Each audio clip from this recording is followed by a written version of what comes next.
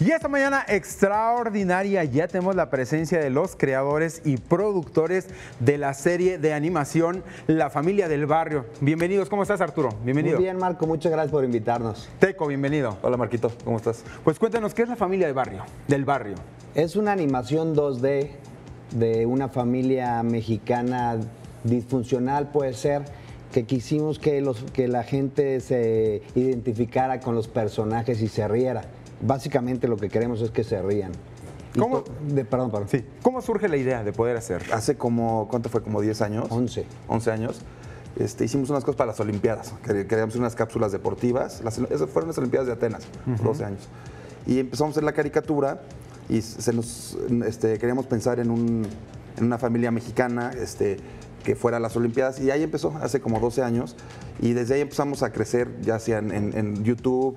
Luego empezamos a hacer unas cosas en Telemundo en Estados Unidos y luego empezamos a hacer el proyecto de la película, luego llegamos con MTV y pues ahí ahora es donde estamos ahorita. Ahora ya son 3 temporadas de La Familia del Barrio. ¿Cuáles han sido los resultados y por qué se ha vuelto la serie de dibujos animados más exitosa de este canal de televisión? 36 episodios ya tenemos al aire que están en constante rotación y tuvo muy buena aceptación y ¿sabes qué? Pensamos que por ser un producto chilango nos iba a costar trabajo hasta en mismo México, pero resultó gracias a la distribución que le dio MTV en toda América Latina, que les gusta en toda América, en Argentina, en Perú, tenemos fans de todos lados. Y aunque oigan palabras que no entienden, cada quien le pone su significado, entonces ha crecido mucho y nos ha dado mucho a conocer. Y la gente está muy contenta. Y MTV siempre nos ha dejado, o sea, no nos controlan el contenido, entonces sigue siendo lo mismo, no ha cambiado, ni se siente ya más cuidado ni nada, sigue siendo el producto original. Entonces, la gente cada vez sentimos que se sigue identificando y les gusta. Ahora esos modismos exactamente, porque aquí manejamos pues, distinto a toda Latinoamérica y a otros países. La gente entonces, a algunos no los entiende, pero los ha hecho propios. Exacto, lo que pasó, por ejemplo, cuando hicimos el pitch para MTV, el pitch es cuando concursas contra otras compañías para hacer producciones con ellos. Lo hicimos con 2 personas de Argentina y uno mexicano. Entonces íbamos muy nerviosos, dijimos, a ver si funciona para los dos argentinos. Claro. Y al principio pues, no se reían tanto, pero ya como que empezaron a agarrar la onda y pues, se empezaron a atacar de la risa y nos dimos cuenta que al final del día el humor no tiene fronteras. Perdón por la frase. Oye, pero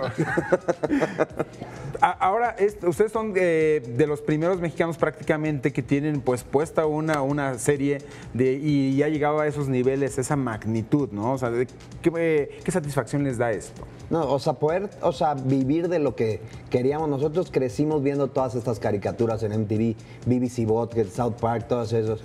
Y estar en el canal que queríamos y aparte haciendo lo que queremos, está increíble. Y que funcione mejor, porque pues muchas veces haces algo y le echas todas las ganas y no funciona.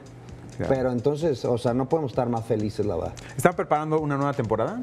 Sí, estamos, llevamos 3, estamos ahorita trabajando la nueva temporada. No tenemos ni fechas, no tenemos nada, pero sí, estamos trabajando nuevas historias, nuevos personajes, hay muchas sorpresas. Estamos bien, en la película también estamos trabajando. Para el año que entra. Exacto. Para el 2017. ¿Viene algún evento en Brasil próximamente, deportivo? Entonces, ¿también algo prepararán por ahí o nada? Pues sí, ¿no? Es que, la verdad, con la nueva temporada, estamos como locos, estamos produciendo, nos estamos dedicando 100% a hacer la parte de la televisión. Entonces, como que no nos da tanto tiempo a hacer cosas que antes hacíamos. Antes, nosotros crecimos en YouTube, en línea, y de ahí nos migramos a televisión. Antes nuestras cápsulas de televisión, de YouTube eran semanales y conocimientos que estaban pasando, pero ahorita ya como que no tenemos el tiempo para... ¿Por qué la gente no se debe perder La Familia del Barrio?